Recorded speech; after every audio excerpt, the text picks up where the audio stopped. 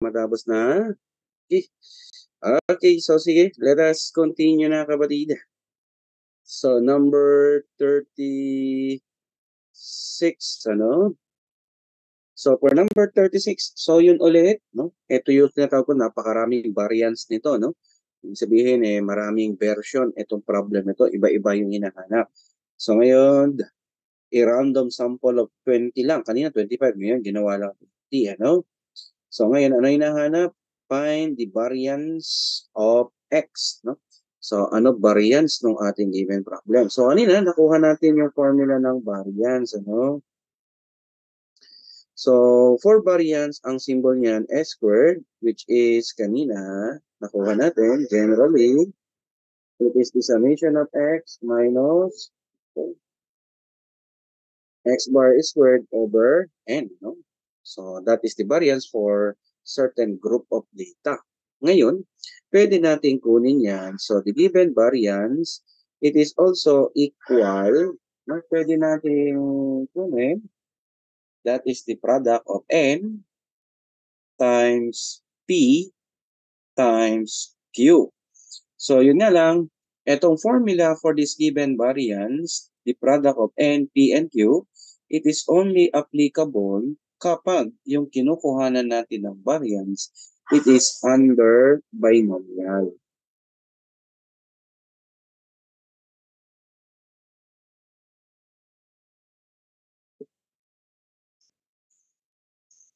Okay? So NPQ, it is applicable for binomial distributions. So kung naalala yan, so direct substitution lang itong ating problem number 36. Ano? So the variance for this binomial distribution for a 1-year-old children, so ilan yung ating sample ngayon? So N is 20. Ano yung P? That is the probability that the 1-year-old can recognize the given mother voice or their mother voice. So ilan yun? That is only 0.9. At yung Q, chances na hindi niya ma-recognize, which is 0.1. Therefore, you have now the answer. No? So 20 times 0.9 times 0.1. Yun na yung kanyang variance. So the variance, that's only 1.8. So that should be the answer. Yun. Sakto lang, no? Okay? So, iwanan ko yung variance for binomial distribution. So, let us consider now for number 37. So, si 37 naman, this is under, ayun, binanggit, no? For normally distributed data or normal distribution.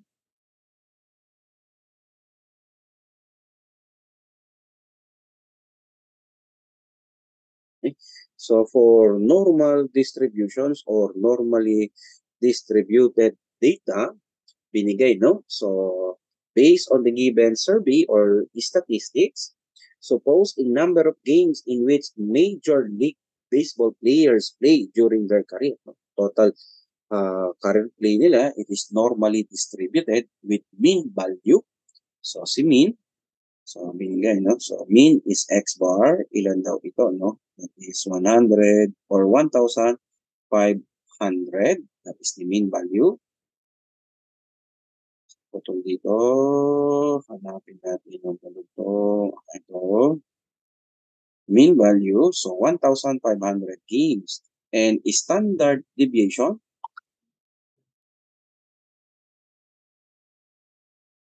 pwede ko SD to represent standard deviation, no?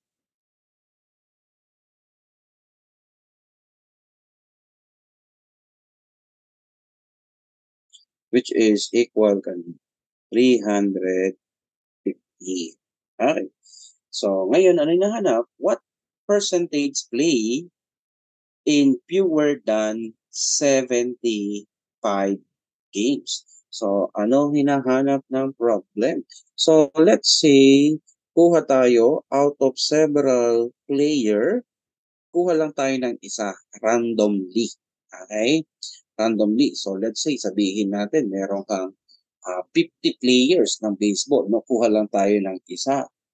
So, isa doon, randomly. Ano yung chances na yung napili natin, okay, na napili natin na isang player, naglaro lang yan sa buong career niya ng fewer than 750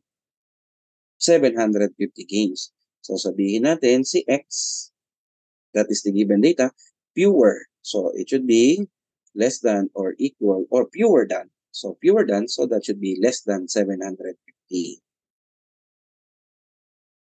Ano daw yung chances na kapag kumuha tayo ng isa sa out of several number of players, ang problema dito hindi binigay kung ilang players yan, no?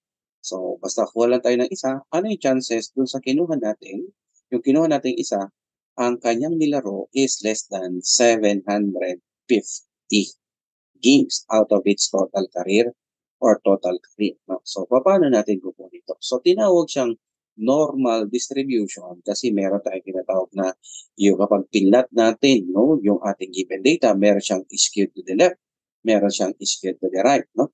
So, skewed to the left, kumbaga, lahat ng data is nakaano lang, anong tawag dito? Concentrated sa left side. No?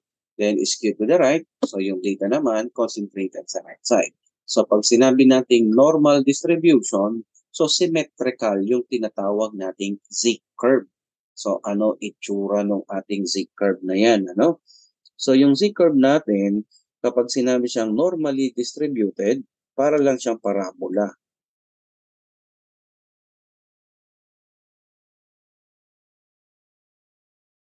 Ayan. So, ayan yung kanyang Z-curve. Pag normally distributed, ayan ang makikita nating curve, no? Symmetrical siya. Pero pagka hindi siya normally distributed, pwede siyang skewed to the right. Ibig sabihin, pag skewed to the right, ang data nasa bandang kanan. So, nandito, bababa dito, then umbok pa kanan. Pag skewed to the left, so mataas dito sa left side, then sa right side, paligid na ng pag-end. So now, for normally distribution, ang tawag natin sa curve na yan, that is same curve. So dito kapatid, yung pinakamataas dyan, okay, that is the value of our C. So ibig sabihin, ito yung value dyan, that is C. So ito yung nasa 0, yung pinakagitna, 0. Yung sa kanan, positive si Z, yung kaliwa, negative si Z. Sir, sino yung Z na binabanggit? Itong Z curve na ito yung tinatawag nating standard units. Baga, that is standard units of comparison. Measure of comparison, itong standard unit na to. So kapag kinuha natin si standard unit Z, pwede yan, that is equal kanino? X minus yung X bar, i-divide mo sa standard deviation over square root ng n. No? Ayan si standard Z. Kapag yung ating data to be considered is fewer than. No? Kapag ito kapatid, ang term na ginamit si X is fewer or less than.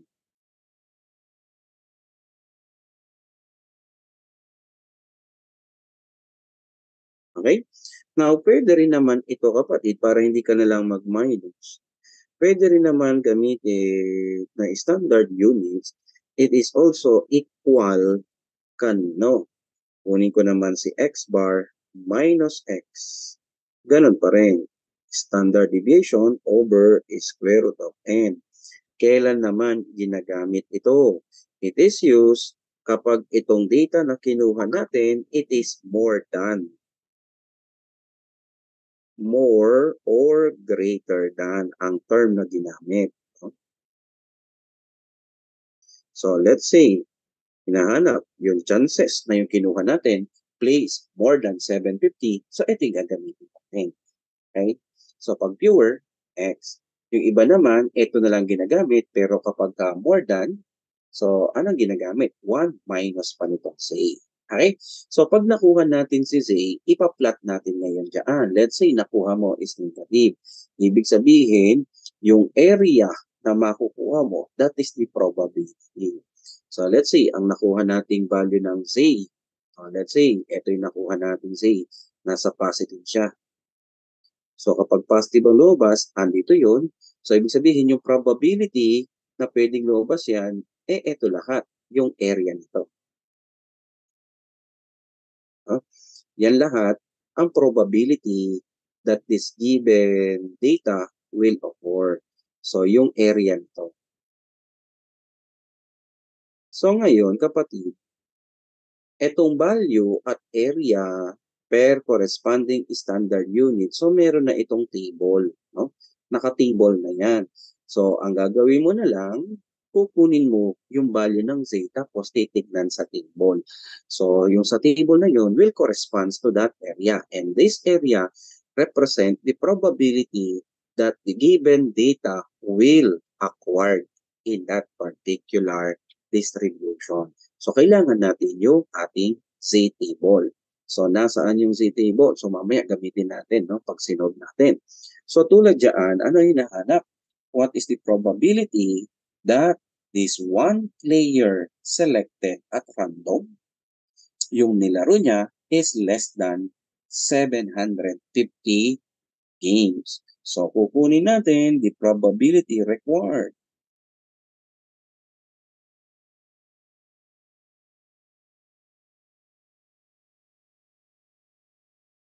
That is the probability that x is fewer than 750.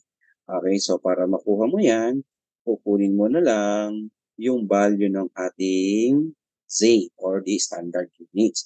So kunin ko yung standard units. Since the term used is fewer than, so x ko 750 minus ko yung mean value 1,500.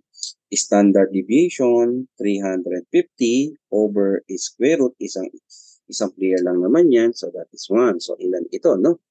So you have 750 minus 1,500 over 350 na lang. So ilan ito? That is negative 17.7. So pwede natin kunin, this is at negative 2.142. So therefore, yung probability of x is less than 750,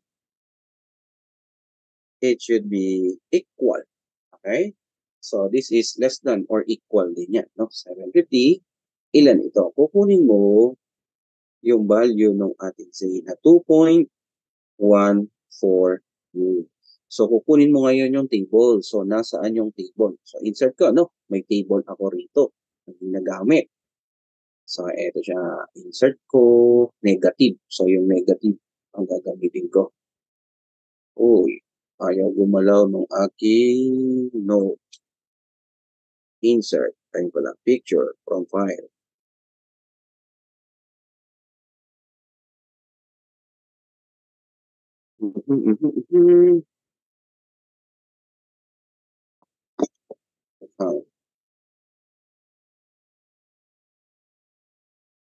Ayun. Doble-doble naman. Eto. Open ko.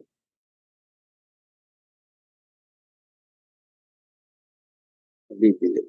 Iba ko pala naman.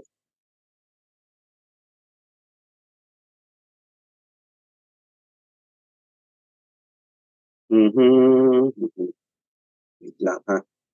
Ayun.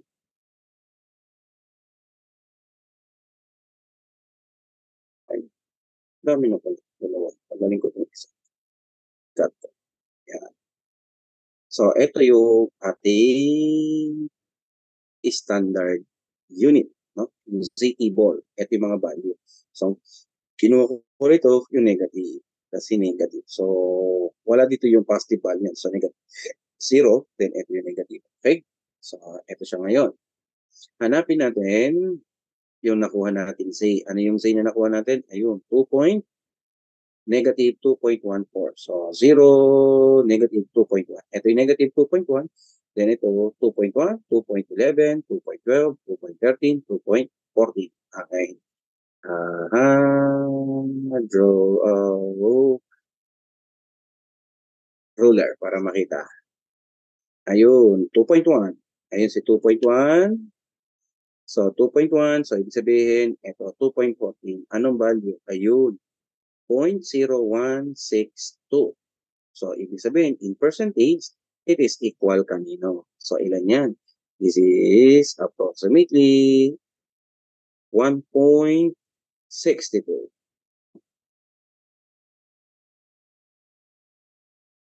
So, ibig sabihin, yan yung probability that after selecting at random, no, one player among the available player, ang makukuha natin doon, yung isang player na yun, ang kanyang nilaro is less than or equal to 750. So, meron ba? Ayun. Meron kang 1.61. So, gagamit ka ng tipo. Pero, sir, sa exam ba allowed gamitin itong table? Siyempre, hindi. Sir, kung hindi po pala allowed, paano namin i-memorize itong napakaraming lintik na number na yan? Kahit ako, hindi ko memorize yan. So, pagdating dito, pinakita ko lang yung table, kung saan kinukuha. So, no need na yan. So, anong gagawin mo lang? Pwede ito sa calcu, no? So, nakuha natin si 750. Okay? Or ilagay ko na lang, i-compute ko ulit yung ating Z para eksakto. So, 750 minus 1,500, i-divide ko kay 350 na lang kasi 1 lang naman yung N. Equal, no? Ayan siya. Para eksakto, shift, start ko kay A. Ngayon, nasa stat tayo. So, para magamit nyo yung calcu, mode, kuha ka lang sa stat 3. So, mag-stat mode ka lang. Tsaka mo na AC. Okay? So, ibig sabihin, pag sinob natin itong normal distribution na ito, probability for normal distribution, ito lang. Mode 3 ka lang. Tapos, i-clear mo lang. AC or CA. So, after nun, kukunin mo yung probability ng normal distribution.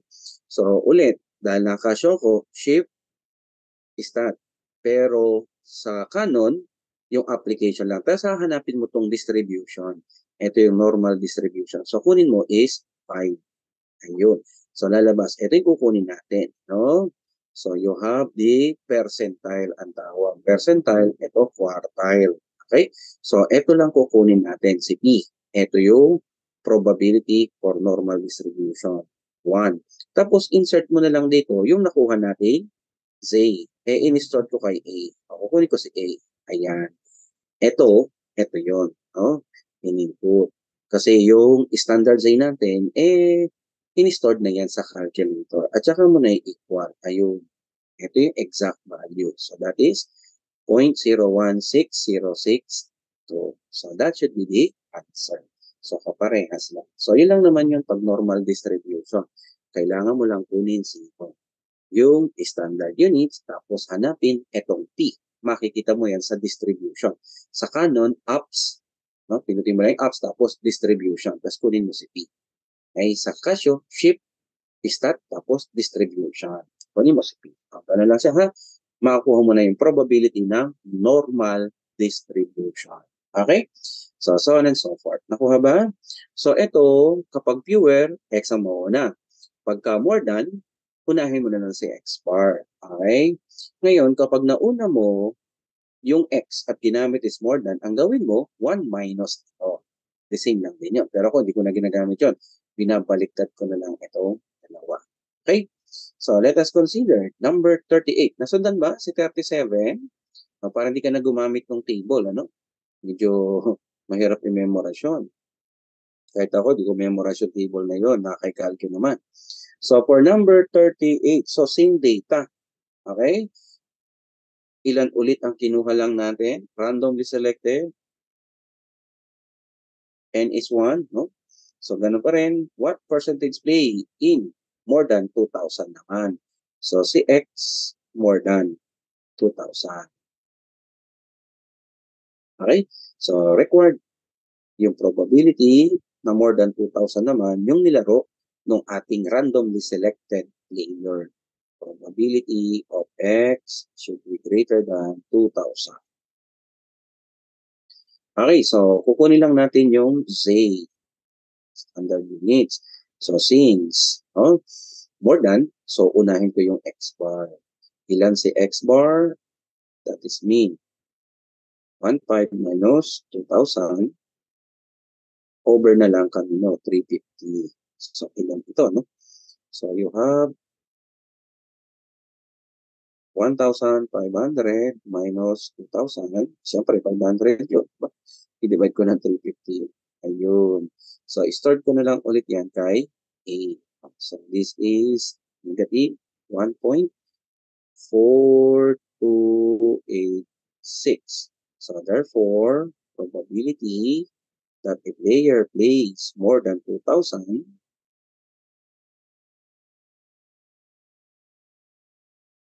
yun.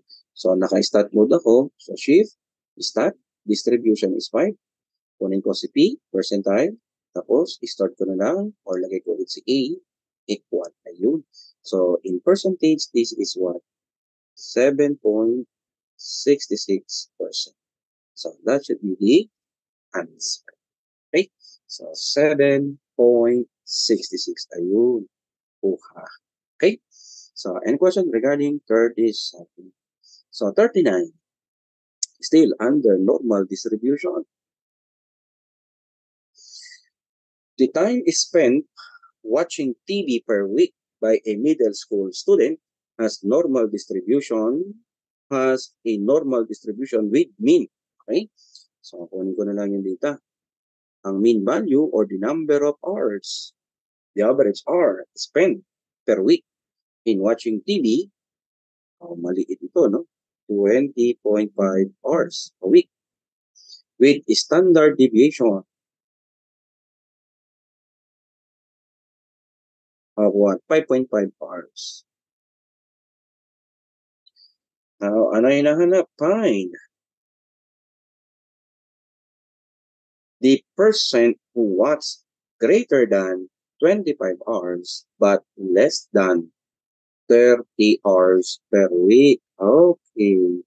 So, required. Ano si X?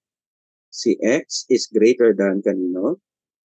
25 but less than kanino? 30. Okay? So, paano natin kukunin yan? Between 35 but less than 30. No? More than 25 but less than 30. So, sir, paano natin kukunin yan?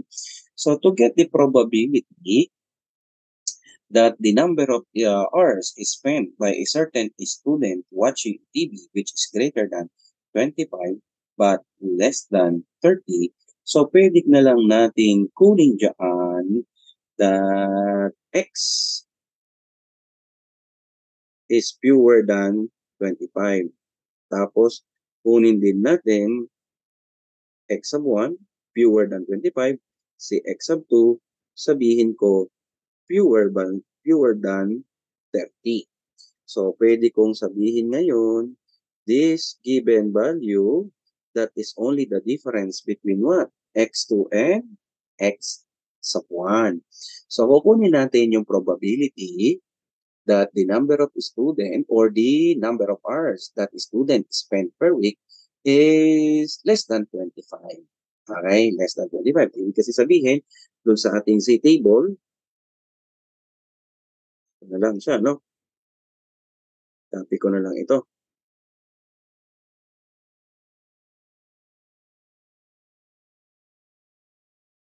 Ibig kasi sabihin yan, so assuming nasa positive. So, ito yung value nung Z1. No? So, yung Z1, that is the standard units, corresponds to less than 25. So, ibig sabihin, ang area nun hanggang dito. Ito siya. So, yung probability that the number of hours spent by the student, which is less than 25, ito yun. This is Z1. Ngayon, sabihin ko na lang, ito sino? Z2. Sino yung Z2? So, yung Z2, ito yung equivalent standard units wherein student is spent less than 30 hours a week.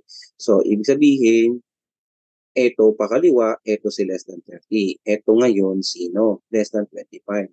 So, ibig sabihin, ang hinahanap natin ngayon dyan, ito lang, no? I-shade ko, ito yun. Which is more than 25 but less than 30. So, ito, pagitan lang ito. So, anong ibig sabihin? To get this value, lumalabas the probability that the number of hours spent is greater than 25 but less than 30. It should be equal the probability that the number of hours spent is less than 30. I-minus mo na lang the probability that the spend is less than 25. Ha? So, yan na rin yung magiging value. So, kukunin lang natin yung dalawang say. So, unahin ko si say 2. Okay? So, fewer ang gagamitin ko para minus na lang tayo. Ilan si x2? 30. Minus. Ano ang mean value? 20.5. Standard deviation, 5.5. So, ano si n? So, yung n natin, A is student. So, ibig sabihin, isa lang. So, n is equal to 1. So, that is 1, no? So, kuha na natin ito. So, ilan yan? 30 minus 20.5. I-divide ko kay 5.5. Yan. So, stored ko to kay A. So, this is 1.727. In-stored ko kay A. Next, yung Z1 ko, less than 25.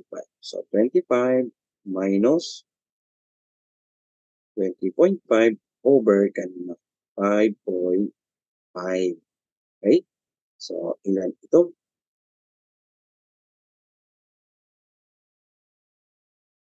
25 minus 20.5 divide ko rin na 5.5. So, you have 0.8181. I-stored ko na lang ito kay D. Okay? Shift, i-stored kay D. Okay na. Therefore, the final answer.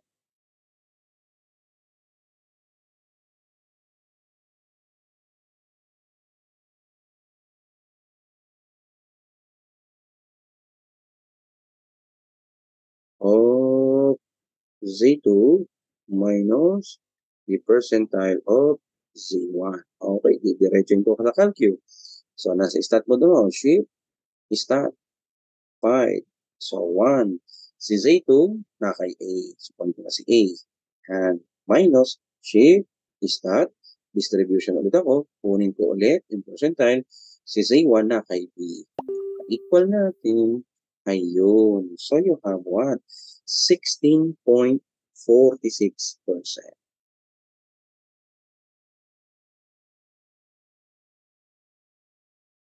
So, you have 16.46%. Meron mga kapatid.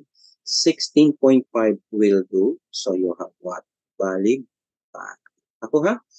Any question regarding problem number 30? Ako ha ba? Any question regarding problem number 39? So, yun lang naman yung normal distribution. Okay? So, any question regarding this one? Clear tayo dyan sa normal distribution. So, iwanan ko na ha. May tanong ba rito kapatid? Any questions regarding normal distribution? So, iwanan ko na. Let us try now number 40. O, ayan, given sa atin. Ano? So, kaparehas lang ito nung number 35 area lang. No? So, binanggit lang sa problem. So, you have a continuous random variable x. So, parang point lang yan, no? Having values only between 0 to 5. So, 0 to 5, nandun si x. Okay?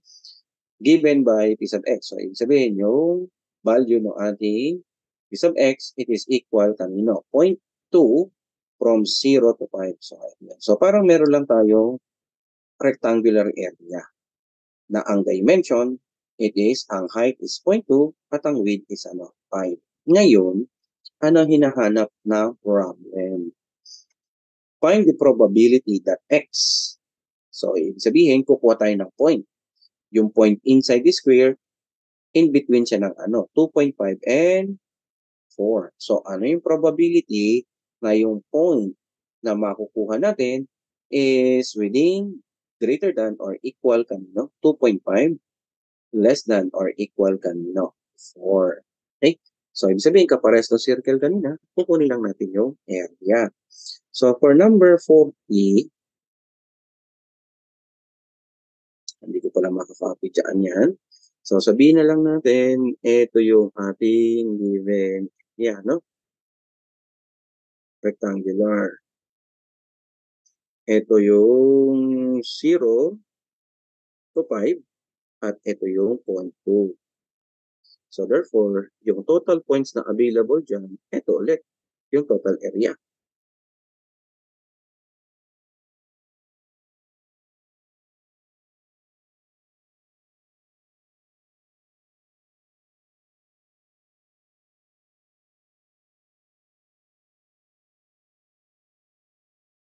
So, ibig sabihin, the total possible points within this square, again, kapares ng circle kanina, that is only the area. So, lumalabas yung ating total possible output. So, therefore, the total possible output, if we try to get one specific x or point, that is only the area. Rectangle yan. So, ano magiging area? Ano length niya? That is 5. Ano height niya? That is only 0.2. So, ilan lang ito? That is only 1. Ngayon, nasaan yung kinukuha natin point? So, dapat daw si point, nasa 2.5. So, gitna, no? Ito yun. This is 2.5. At saka, sabihin na lang natin, is 4. So, ito yung kailangan natin, no?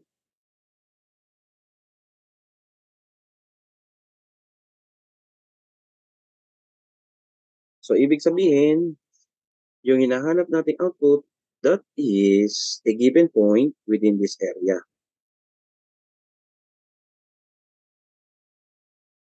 So, kung kukuha tayo ng certain point in this rectangle, ano ang chances yung nakuha nating point is within this color green na area. So, kapag kinuha natin ang area nito, that should be the number of required output, which is, so, gaano kahaba ito? So, 4 minus 2.5, yun ang kanyang magiging length, no? 4 minus 2.5. Ang kanyang height, that is still 0.2. So, ilan ito, no? So, 4 minus 2.5 times mo lang ng 0.2. So, that is only 0.3. Therefore, the probability that the given point x greater than or equal kanino 2.5 or less than or equal to 4, that is the ratio of required output. So that is only 0.3 over the total, which is 1. So ano lumabas? This is only 0.3. So that should be the answer. The chances that a given point selected inside this square is within 2.5 and 4, so that is only 0.3. Ayun, sakto lang. So that should be the answer. Ako ha? Any question regarding number 4? Okay? So I think that should be the last problem in our discussion. Okay. So, any more question, kapatid? So, pagdating talaga dyan, medyo, sa stat reality, kapag ka talagang kinuha natin dyan, kaya nga meron tayong ibang discipline na ang major lang is under statistics. No? Marami pa, no? Marami pa talagang topic under stat, napaka-broad yan. So, dito lang tayo sa basic. Kumbaga, ang tinakel ko lang dito ay yung mga common problem na usually binibigay sa engineering board exam. Okay? So, may mga tanong pa ba? Any more questions, clarifications? Any concern? May mga tanong pa tayo, kapatid? Ano ba? Okay, so sige. Kung wala nang tanong, I think nakuha na ni Sir Mendoza ang attendance. So, sige. Kung wala nang tanong, I think that would be it. So, ayusin ko lang yung solutions ko before ko isend kay Sir Mendoza, then siya nang bahalang mag-send sa respective GC ninyo. Okay? So sige kapatid, if